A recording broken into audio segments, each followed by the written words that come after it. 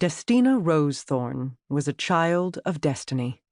She was born in the year 337 AC, and she came by her name when her mother, Atieno, read the omens and told her father, Knight of the Crown Gregory Rosethorn, that his child would shape the destiny of nations. Gregory was loyal to the measure, as were all true Solamnic knights, and he did not believe in omens, for they implied that man had no control over his own fate. Given that his son would be the scion of a wealthy and influential Knight of the Crown, Gregory did not need an omen to foretell the future.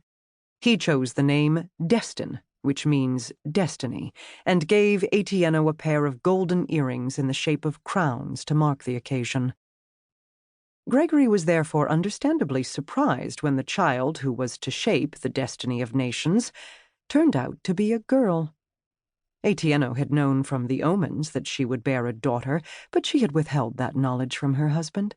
Among her people, female children were trained as warriors to fight alongside the men, for their tribe was small, and if it was attacked, everyone must come to its defense. But her husband was Solamnic, and while women were trained to fight in the defense of the home, they could not become knights or inherit property without a special dispensation. Atieno loved her husband with all her heart.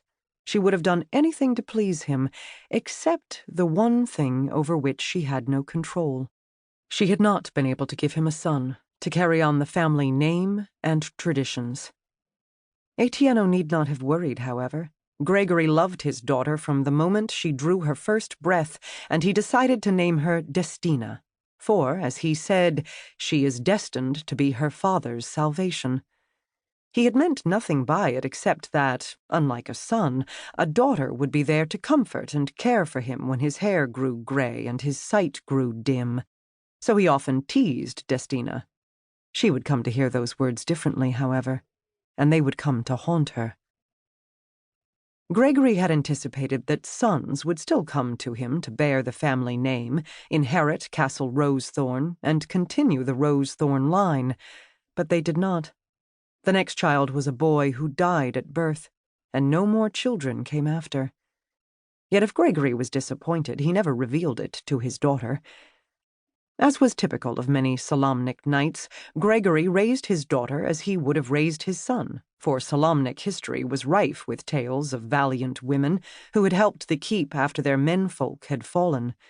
He taught Destina to ride and hunt and fight with sword and shield.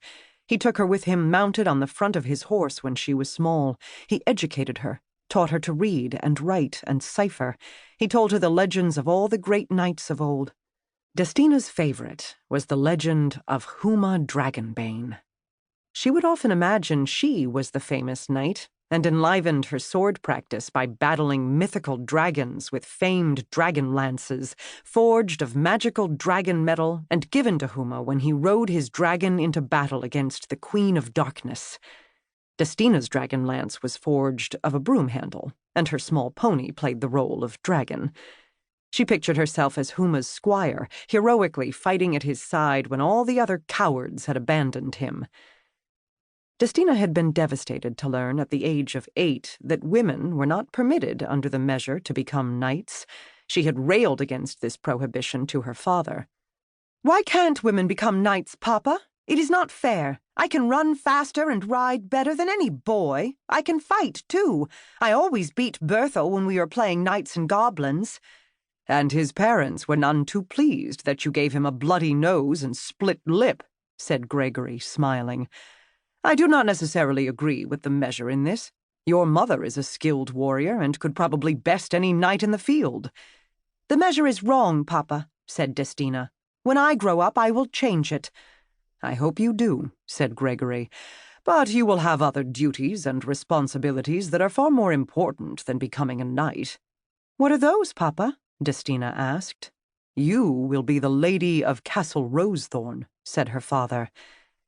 Destina had never given much thought to inheriting her father's legacy until her father had said those words, but she had heard the pride in his voice. From that moment, her plans and dreams shifted. She would become the Lady of Castle Rosethorn and be honored and renowned throughout the land. But plans change. and dreams die when faced with harsh reality.